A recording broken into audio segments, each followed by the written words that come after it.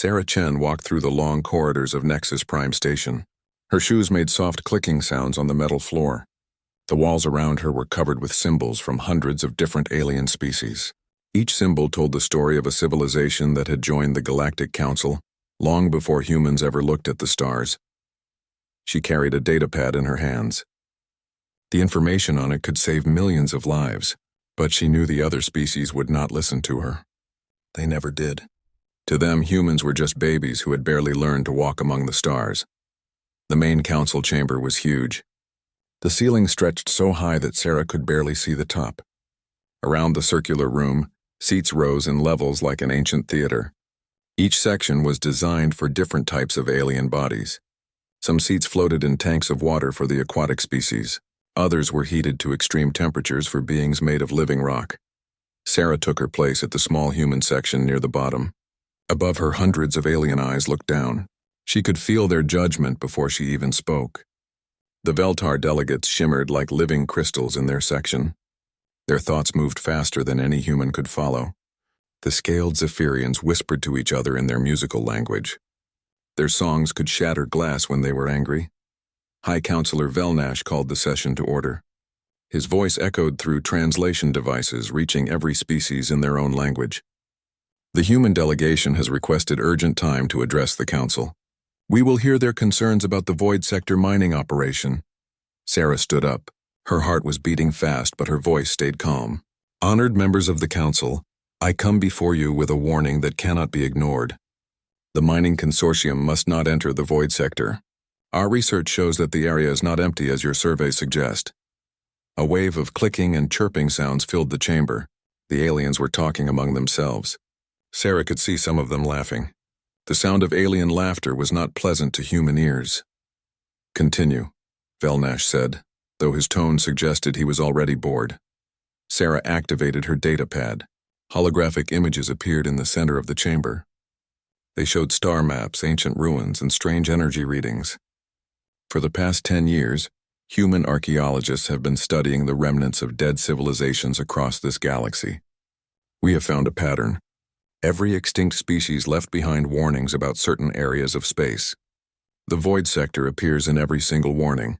The images change to show alien writing from dozen different extinct races. Even though the languages were completely different, the symbols for danger and warning appeared over and over again when they referenced the Void Sector. The ancient Kethvar called it the Sleeping Guardian. The extinct Mordai named it the place where ships go to die. We have found similar warnings in the ruins of 8 other civilizations. They all say the same thing. Something powerful sleeps in the Void Sector and it should not be awakened. Counselor Zephira of the Zephyrians stood up. Her scales changed color from blue to angry red. Human Chen, your species has been part of this council for only 50 years. These civilizations you speak of died millions of years ago. How can primitive human minds understand what advanced species could not? More laughter filled the chamber. Sarah felt her face grow hot, but she continued. Our archaeological teams have found physical evidence. Energy signatures that match no known technology. Structures hidden in asteroid fields that are too perfect to be natural. And most importantly, we found this. The hologram changed to show a massive stone tablet covered in writing from multiple species. This was found on a dead world at the edge of the Void Sector. It was written by survivors of 12 different civilizations. They worked together to create this warning. It tells the story of fleets that entered the Void Sector and never returned. Ships that simply vanished without sending any distress signals. The chamber grew quiet for a moment. Then High Counselor Velnash spoke. Even if we believe these ancient stories, the mining consortium has already invested billions of credits in this operation. 200 warships are protecting the mining fleet. What could possibly threaten such a force? Sarah looked around the chamber. She could see that most of the aliens had already made up their minds. They thought humans were foolish children who were afraid of ghost stories. The warnings don't describe what destroyed those fleets. They only say that something ancient and powerful guards that region of space, something that has been sleeping for millions of years. Sleeping. Counselor Vextar of the Hegemony Navy laughed so hard that his tentacles shook. The human believes in sleeping monsters. Perhaps we should also fear the creatures that hide under children's beds. The entire chamber erupted in alien sounds of amusement. Sarah felt her heart sink. She had expected this reaction, but it still hurt. I am begging you to reconsider. At least delay the operation until we can study the area more carefully. Human pattern recognition abilities have proven useful before. We see connections that other species might miss. Pattern recognition? Felnash's crystal body flashed with different colors. You mean the human habit of seeing shapes in clouds? Of finding meaning in random events? Your species is known for creating conspiracies where none exist. Sarah tried one more time. What if we are right? What if there really is something dangerous in the void sector? Is a mining operation worth the risk of losing hundreds of ships and thousands of lives? The council voted. Only the human delegation voted to delay the mining operation. Every other species voted to continue. The motion failed by an overwhelming margin. The matter is settled, Velnash announced. The consortium fleet will proceed as planned. Mining operations will begin in 72 hours. This council will not be swayed by human superstitions and fairy tales. Sarah gathered her datapad and prepared to leave. As she walked toward the exit, she could hear the aliens still laughing and talking about human foolishness. Some made jokes about humans being afraid of empty space. Others suggested that Earth should focus on its own problems instead of bothering the council with ghost stories. At the chamber doors, Sarah turned back one last time. When your fleet enters the void sector, please remember this moment. Remember that we tried to warn you, and when whatever is sleeping there wakes up, remember that the cost of ignoring a warning is always higher than the cost of listening to it. She left the chamber and walked back through the corridors of Nexus Prime. Her mission had failed completely. In 3 days, the consortium fleet would enter the void sector. She could only hope that human analysis was wrong for once, but deep in her heart, Sarah knew that something terrible was about to happen. The ancient warnings had been clear. 12 different civilizations had tried to tell the future about the danger in the void sector. But the Galactic Council was too proud and too greedy to listen. Soon they would learn why dead civilizations had been so afraid of that empty region of space. Sarah sent a message back to Earth. Warning delivered and rejected. Fleet proceeds as scheduled. Recommend all human ships avoid void sector for the next month. I fear we will soon have proof that our ancestors were right to fear the dark. Admiral Keftar stood on the bridge of his flagship, the destroyer of worlds. Through the massive viewing windows, he could see the rest of the consortium fleet spread out across space, like a deadly constellation. 200 warships floated in perfect formation, their weapons ready for any threat. Behind them, 50 massive mining platforms waited to begin their work. 300 support ships carried supplies, fuel, and spare parts for the operation. The Admiral was proud of his fleet. These were not just any ships. They represented the best technology that 12 different alien species could build. His own ship was 3 kilometers long and carried enough firepower to destroy entire planets. The shields could stop any known weapon. The armor was made from metal so strong that they could survive the explosion of a star. Sir, we have reached the edge of the void sector, reported his navigation officer, a 6-armed Krillian whose species was famous for their skill with star maps. All ships are reporting ready status. Keftar looked at the empty space ahead of them. His sensors showed nothing but old asteroids and cosmic dust. There were no signs of life, no energy readings, no threats of any kind. The human warning seemed even more foolish now that he could see the reality with his own eyes. Open a channel to all ships, the Admiral commanded. His words would be translated and sent to every captain in the fleet. Officers and crew of the consortium fleet, we stand at the edge of the greatest mining operation in galactic history. The minerals in this sector will power our civilizations for the next 1,000 years. He paused and looked around his bridge. His crew was made up of beings from different worlds, but they all shared the same confidence. They had fought in real wars against dangerous enemies. The idea that empty space could threaten them was laughable. Some of you may have heard the human warnings about this region. Keftar continued.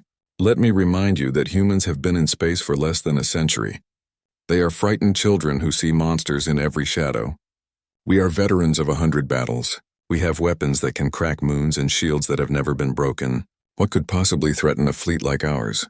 Laughter came over the communication channels from ships across the fleet. The Zephyrian captains sang mocking songs about human cowardice. The Veltar commanders flashed their crystal bodies in patterns that meant amusement in their language. Begin the operation, Keftar ordered. All mining platforms proceed to your assigned asteroids. Defensive formation around the work sites. And someone send a message back to the council. Tell them that the human ambassador can stop worrying. The only thing dangerous about this sector is how boring it is. The mining platforms moved forward like giant metal whales. Each one was the size of a small city, equipped with laser drills that could cut through any material. Behind them came the escort ships, ready to protect the miners from any possible threat. Kefetar opened his personal log and began to record his thoughts. This was a habit he had developed over his long military career. Personal log, Admiral Kefetar, Day 1 of Void Sector operations. The human warning about this region has proven to be completely false. Our sensors detect no threats, no unusual activity, and no signs of the ancient dangers that Ambassador Chen claimed to have discovered. He looked out at the mining platforms as they approached the first group of asteroids. The asteroids were large and rich with rare metals, perfect targets for the operation. It is clear that humans still have much to learn about space exploration. Their archaeological theories are based on the writings of extinct civilizations that probably died from their own stupidity, not from some mysterious guardian force. The first mining platform reached its target asteroid. The platform was called Deep Harvest, and it was operated by a mixed crew of Zephyrians and Krillians. Captain Yelna of Deep Harvest sent a communication to the Admiral, beginning mining operations on asteroid designation Alpha 7. Initial scans confirm high concentrations of rare Earth elements. Estimated value exceeds 50 billion credits. Excellent news, Captain, Kefetar replied. Proceed with extraction. The massive laser drills on Deep Harvest began to warm up. The Admiral watched through his telescopic viewers as the platform positioned itself next to the asteroid. The drill arrays extended like the arms of a mechanical octopus, each one capable of melting through solid rock in seconds. Firing laser drills in 3, 2, 1. Firing! Captain Yelna announced. Brilliant beams of energy lanced out from Deep Harvest and struck the surface of the asteroid. The rock began to glow and melt under the intense heat. This was always an impressive sight, watching technology conquer nature. But something was wrong. Instead of simply melting, the asteroid began to change. Lights appeared beneath its surface, following patterns that looked almost like blood vessels. The lights were dim at first, barely visible through the melted rock. Then they grew brighter. Captain Yelna, are you seeing unusual readings from your target? Kefetar asked. Yes, Admiral. The asteroid appears to be generating its own energy. This is not consistent with normal asteroid composition. The internal structure is... Wait. Admiral, this is not an asteroid. Repeat, this is not an asteroid. More lights were appearing across the asteroid's surface. The patterns were spreading, connecting with each other like a vast network coming online. What they had thought was a simple space rock was revealing itself to be something else entirely.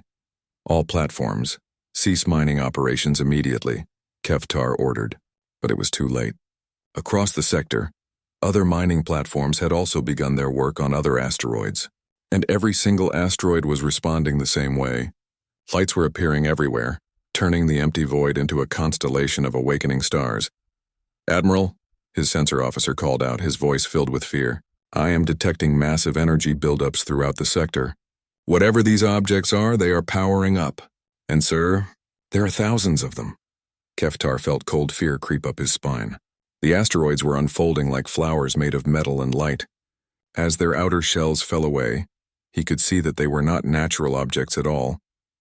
They were machines. Ancient, enormous machines that had been sleeping in the void for millions of years. All ships, battle stations. Kefetar shouted, This is not a drill. All ships, battle stations. Retreat to minimum safe distance. But as he gave the order, he knew in his heart that there was no safe distance. The things that were awakening in the void sector were larger than his biggest ships. They moved with purpose and intelligence, and after sleeping for eons, they were finally awake. The Admiral's last thought before the real battle began was of Ambassador Chen's warning. The human had been right. Something ancient and powerful did guard this region of space, and now it was awake and it was very, very angry. The objects that had pretended to be asteroids were now fully awake. As their rocky shells fell away like broken eggshells, the true structures underneath were revealed. They were massive beyond imagination, each one the size of a small moon. Their surfaces were covered with geometric patterns that hurt to look at directly. The patterns seemed to shift and change, like living mathematics written in metal and light. Admiral Kefetar stared at his sensor displays in horror. The readings made no sense. According to his instruments, the ancient machines were generating power levels that should have been impossible. A single one of these structures was producing more energy than his entire fleet combined. "Sir, I am receiving automated transmissions from the structures," his communications officer reported. Her voice was shaking. "The signals are in languages I do not recognize, but the computer is attempting translation." "Put it through," Kefetar ordered. The bridge speakers crackled to life. The voice that emerged was not the voice of any living being. It was cold, mechanical, and ancient beyond measure. "Warning. Sacred preservation sites detected. Unauthorized interference detected. Defensive protocols activated. All intruders will be eliminated." The message repeated in dozens of different languages, including some that had been dead for millions of years. The ancient machines were speaking in the tongues of civilizations that had vanished before the current galactic species had even evolved. "Admiral, these are architect constructs," his science officer announced. The young Veltar was normally calm and logical, but now his crystal body was flashing with patterns of fear. The architects were a species that disappeared from the galaxy over 50 million years ago. They were the most advanced civilization in galactic history. These machines are their legacy. Kefetar felt his blood turn to ice. Every schoolchild in the galaxy knew stories about the architects. They had built wonders that still existed across the galaxy. Massive ring worlds, artificial stars, space stations that could house entire species. But they had also built weapons that could destroy solar systems. How did the humans know? He whispered to himself. Then louder. "All ships, maximum shields, prepare for combat. Defensive formation around the mining platforms." But the ancient machines were already moving.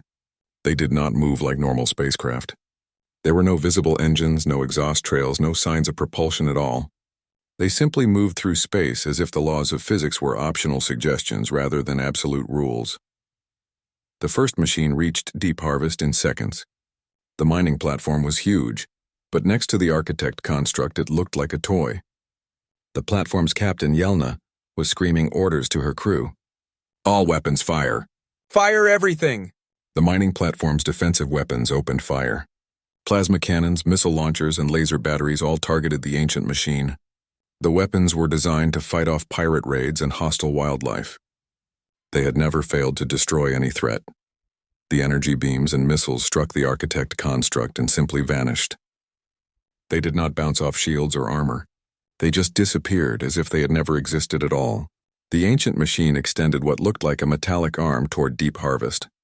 A beam of silver light touched the mining platform. For a moment, nothing seemed to happen. Then deep harvest began to change. Its hull started to dissolve, not melting or breaking apart, but simply ceasing to exist. The process was perfectly clean and orderly. Metal became nothing. Machinery became empty space. The crew inside the platform had just enough time to realize what was happening before they too became nothing. In less than 10 seconds, deep harvest was gone. Not destroyed, not blown apart, but completely erased from existence. Only empty space remained where the massive mining platform had been. "Impossible," Kefetar breathed. That platform had shields that could stop nuclear weapons. Armor made from the strongest materials in the galaxy. More silver beams began to lance out from other architect constructs. Each beam touched a different ship, and each ship simply stopped existing. The weapons worked on principles that violated everything the galactic species thought they knew about physics. Matter was not being destroyed or transformed. It was being edited out of reality itself. "All ships retreat," Kefetar shouted into his communicator. "Emergency jump, all ships retreat immediately." Some of his ships tried to follow the order. The fast escort vessels began to turn away from the ancient machines, their jump drives charging for emergency escape. But the architect constructs were faster than anything in the consortium fleet. They moved through space like thoughts, appearing next to fleeing ships before the crews could react. The destroyer Swift Death tried to jump to hyperspace. Its jump drive activated. The ship began to phase out of normal space, and then one of the ancient machines simply reached out and touched it. The ship reappeared in normal space, its jump drive dead, its crew screaming in confusion. A silver beam ended their confusion permanently. Kefetar watched his beautiful fleet being systematically erased from existence. Ships that had taken years to build were being deleted in seconds. Crews that had trained for decades were becoming nothing with no chance to fight back or even understand what was killing them. Sir, the architect constructs are not just targeting our ships, his sensor officer reported. They are targeting everything artificial in the sector. Any object that was not part of the original stellar formation is being eliminated, the Admiral understood. The ancient machines were not angry guardians defending their territory. They were caretakers, maintaining the preservation of whatever the architects had left behind in this sector. The mining operation had marked the consortium fleet as contaminants to be removed. Send a distress signal to the Council, Keftar ordered. Tell them that Ambassador Chen was right. Tell them that we found the sleeping guardians and we woke them up. His communications officer tried to comply, but the message was never sent. An architect construct had appeared next to the Destroyer of Worlds. The massive flagship that had never known defeat was about to learn what helplessness felt like. Keftar looked out his viewing window at the ancient machine hovering next to his ship. Up close he could see details that his sensors had missed. The construct was covered with symbols and patterns that seemed to move when he looked at them. At its center was something that might have been a face or perhaps an eye, or maybe something that human and alien minds were not equipped to understand. Crew of the Destroyer of Worlds, the Admiral announced over the ship's internal communication system. It has been an honor to serve with you. Our final message to the galaxy is this. Some things in the universe are too ancient and too powerful to challenge. The humans tried to warn us, and we were too proud to listen. The silver beam touched his ship. Admiral Keftar had time for one last thought, an apology to Ambassador Sarah Chen for not believing her warning. Then the Destroyer of Worlds, the pride of the hegemony Navy, quietly stopped existing. The architect constructs continued their work with mechanical precision. They eliminated every artificial object in the void sector, cleaning the area of contamination. When their task was complete, they folded back into their asteroid disguises and returned to their long sleep. The void sector was quiet once again. But now it was also a graveyard for the greatest fleet ever assembled by the galactic species. And somewhere in the galaxy, humanity waited to see if anyone would believe their warnings the next time. The emergency session of the Galactic Council began exactly 4 hours and 37 minutes after the last ship in the consortium fleet ceased to exist. The great chamber of Nexus Prime was filled with alien voices speaking in dozens of languages, all asking the same questions. What happened in the void sector? How could an entire fleet simply vanish? And most importantly, who was responsible? High Counselor Velnash called for order, but his usual commanding presence was shaken. His crystal body flickered with nervous patterns of light. Around the chamber, representatives from every major species were demanding answers. The Zephyrians were singing angry war songs. The hegemony delegation was calling for military intervention. The aquatic Merhai were releasing chemical signals of fear into their breathing tanks. The situation is unprecedented, Velnash announced, his voice carrying through the translation systems. At exactly 1427 Galactic Standard Time, we lost all contact with the consortium mining fleet in the void sector. The last transmission received was a distress signal from Admiral Keftar, reporting contact with unknown hostile forces. The chamber erupted in angry sounds. Counselor Zephyra of the Zephyrians stood up, her scales bright red with fury. Unknown hostile forces. Admiral Keftar commanded 200 warships. What enemy could possibly threaten such a fleet? Our long-range sensors detected massive energy emissions from the void sector, reported the head of Council Intelligence, a multi-eyed being called Yex Noth. The energy levels were beyond anything in our records. Then 4 minutes and 37 seconds after the first energy spike, all artificial objects in the sector simply disappeared from our sensors. The word disappeared sent a chill through the chamber. In galactic warfare, ships were destroyed, disabled, or captured. They did not simply disappear. Even if a ship was completely vaporized, there would be debris, energy signatures, some trace that it had ever existed. What do you mean by disappeared? Demanded Counselor Vextar of the hegemony. His tentacles were coiled tight with stress. Ships do not simply vanish. Even if they were destroyed, our sensors would detect the explosion signatures. Yexnoth's multiple eyes blinked in sequence, a sign of extreme discomfort in his species. Counselor, I mean exactly what I said. The ships did not explode. They did not break apart. They simply stopped existing. Our most advanced sensors can find no trace that 550 ships and their crews were ever in that sector. The chamber fell silent. The concept was too horrible to fully understand.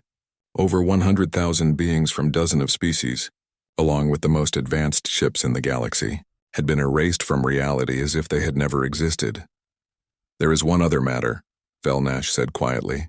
3 days ago in this very chamber we received a warning about the Void Sector. The human delegation specifically warned us that the area was dangerous, and that mining operations should not proceed. All eyes turned to the small human section of the chamber. Ambassador Sarah Chen was sitting quietly, her face showing no emotion. She had not spoken since the emergency session began. She did not need to. Everyone in the chamber was remembering her words from 3 days ago. Counselor Zephyra's scales turned from red to pale blue, the color of shock in Zephyrian physiology. The human knew? She knew this would happen. I warned you that something ancient and powerful was sleeping in the Void Sector, Sarah said calmly. I told you that multiple extinct civilizations had left warnings about that region. You chose not to listen. The chamber erupted in accusations and demands. Some species wanted to know how humans had information that their advanced civilizations had missed. Others accused Earth of somehow being responsible for the disaster. A few suggested that humans had deliberately withheld critical information. Sarah stood up slowly.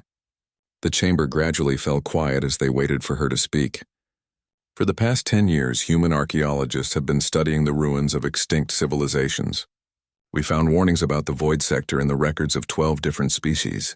We tried to share this information with the Council's Archaeological Division, but our reports were dismissed as primitive human interpretation of ancient myths. She activated her datapad, and the same holographic evidence she had shown 3 days ago appeared in the chamber. This time no one was laughing. The warnings were consistent across millions of years and dozens of civilizations. They all said the same thing. Something guards the ancient sites in the Void Sector and it will destroy anyone who threatens them. But what could have such power? Asked Counselor Murthus of the aquatic species. Our ships had shields that could stop planet-killing weapons. They had armor that could survive inside the core of a star. The warnings mention the architects, Sarah replied, a species that vanished from the galaxy over 50 million years ago.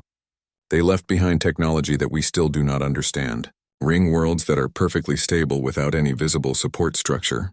Artificial stars that burn with impossible energy. Space stations that repair themselves using principles our science cannot explain.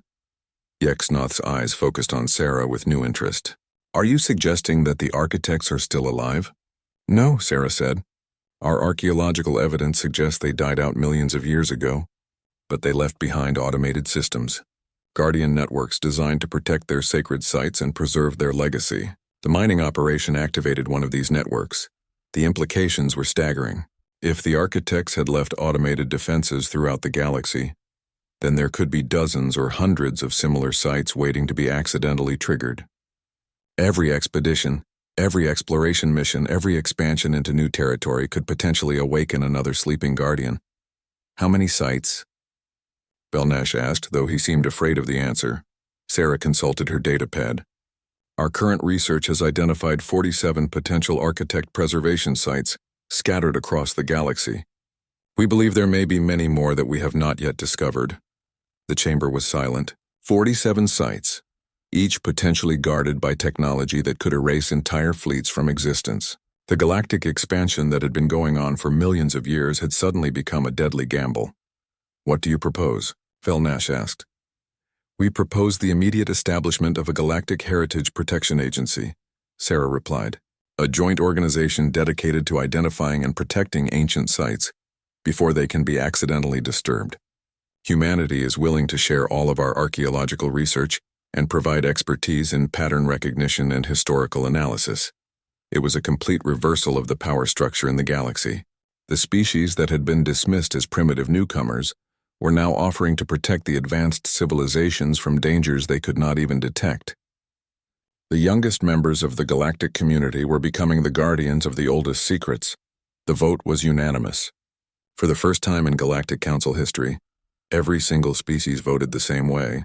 The Galactic Heritage Protection Agency was established immediately, with Earth's Archaeological Division taking the lead role. As the session ended, Sarah remained in her seat while the other delegates filed out. She was thinking about Admiral Keftar, and the 100,000 beings who had died because the Council would not listen to a warning from primitive humans. She was thinking about the Architect Guardians, still sleeping in sites across the galaxy, waiting to protect secrets that were older than most civilizations.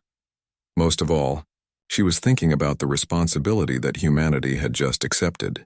They were now the early warning system for the entire galaxy, the species that looked for patterns in chaos, that respected the unknown instead of dismissing it, that remembered to fear the dark places between the stars. It was a heavy burden.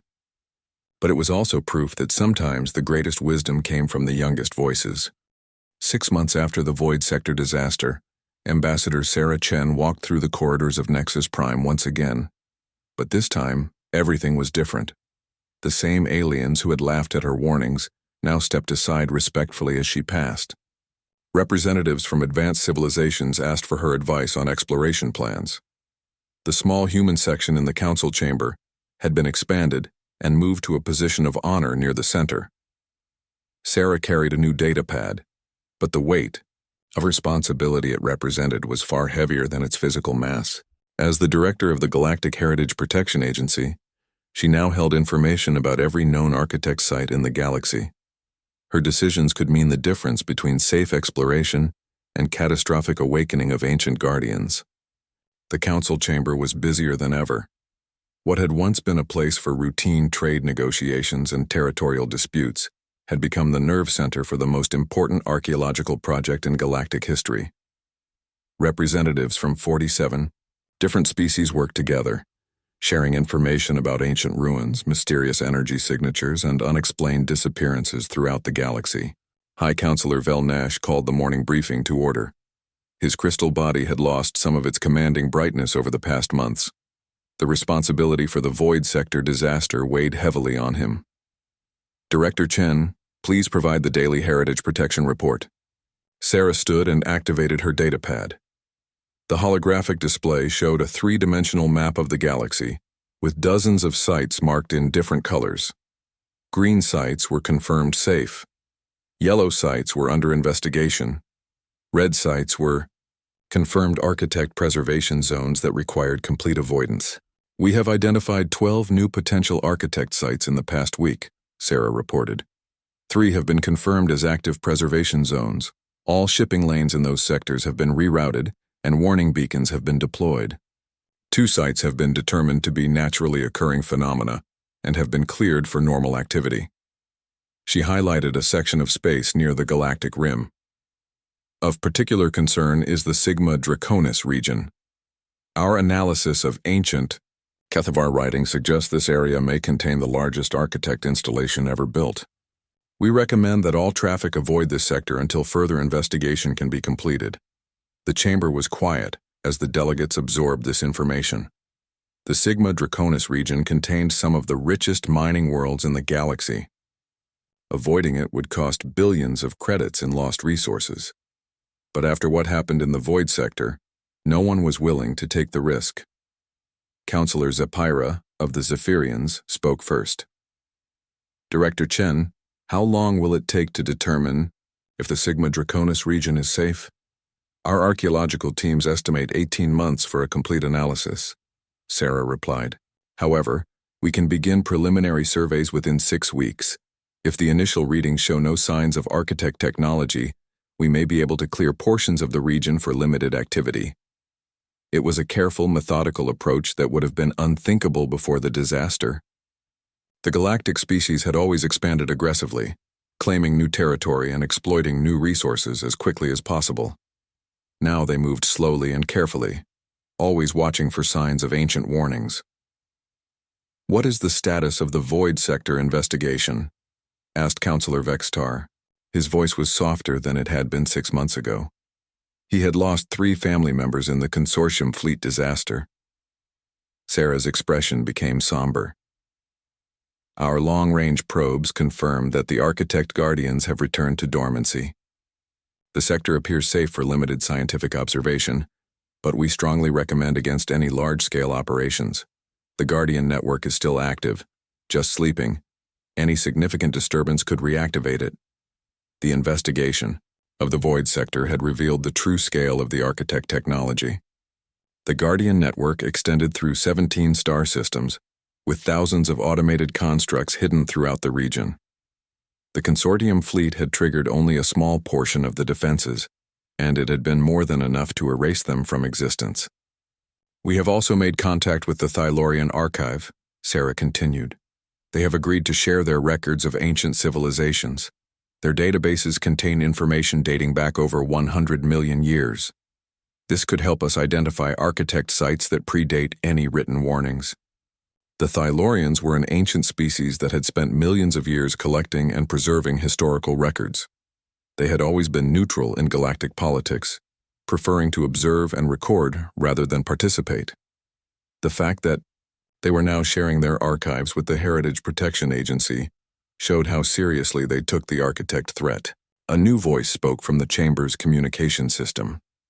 Director Chen, this is Captain Maria Santos aboard the research vessel New Horizon. We have completed our survey of the Centauri ruins. I think you need to see what we found. Sarah activated the long-range communication link. The image of a human woman appeared in the center of the chamber. Captain Santos looked tired but excited. Behind her, Sarah could see the bridge of one of Earth's newest exploration ships. What did you discover, Captain? Sarah asked. We found a library, Santos replied. An intact architect data storage facility. It's been dormant for millions of years, but our xenoarchaeologist thinks she can access the information without triggering any defensive systems. Director, this could contain the complete records of architect civilization. Everything we need to know about their guardian networks, their preservation sites, maybe even why they disappeared. The chamber erupted in excited voices. Access to architect records would be the greatest archaeological discovery in galactic history. It could provide answers to questions that had puzzled scientists for millions of years. But Sarah felt a chill of worry. Captain, what are your safety protocols? Are you certain that accessing the facility will not trigger any Guardian responses? We have followed all heritage protection guidelines, Santos replied. No large-scale equipment, no energy weapons, no attempts to remove artifacts. Our xenoarchaeologist believes the facility was designed to be accessed by other species. There are what appear to be interface ports compatible with multiple alien technologies. Sarah made her decision.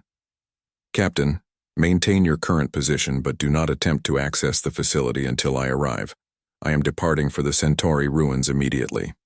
If this facility contains active architect technology, we cannot risk triggering another Guardian response. Understood, Director. New Horizon will maintain safe distance until your arrival. As the communication ended, Sarah looked around the chamber.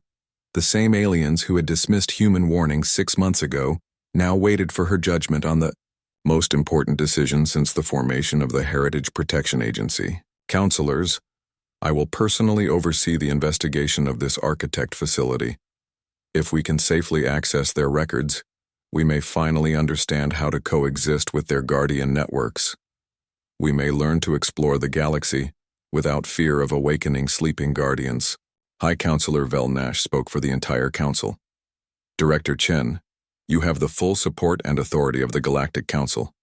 Whatever resources you need, whatever expertise you require, it will be provided. The safety of all galactic civilizations depends on your success. Sarah gathered her data pad and prepared to leave for the Centauri ruins. As she walked toward the chamber doors, she thought about how much had changed since the disaster in the Void Sector. Humanity had gone from being the youngest and least respected species in the galaxy to being its most important guardians. It was a responsibility that Sarah took seriously. The architects had built guardian networks to protect their legacy for millions of years. Now, humanity was tasked with protecting the living species of the galaxy from accidentally triggering those same guardians. At the chamber doors, Sarah turned back one last time. Remember, counselors, the universe is older and stranger than any of us can imagine. We are not the first species to reach for the stars, and we will not be the last. Our job is to make sure that future civilizations can explore the galaxy safely, learning from the past instead of being destroyed by it. She left the chamber and headed for her ship. In the corridors of Nexus Prime, aliens from dozens of species nodded respectfully as she passed. The human who had once been ignored and dismissed was now the most important person in the galaxy. But Sarah knew that the real test was still ahead. If they could safely access the Architect Library, they might finally understand the secrets of the ancient Guardians. If they failed, they might trigger a Guardian response that would make the Void Sector disaster look small by comparison. The future of galactic civilization rested on the shoulders of a species that had been among the stars for less than a century, and somehow, that felt exactly right.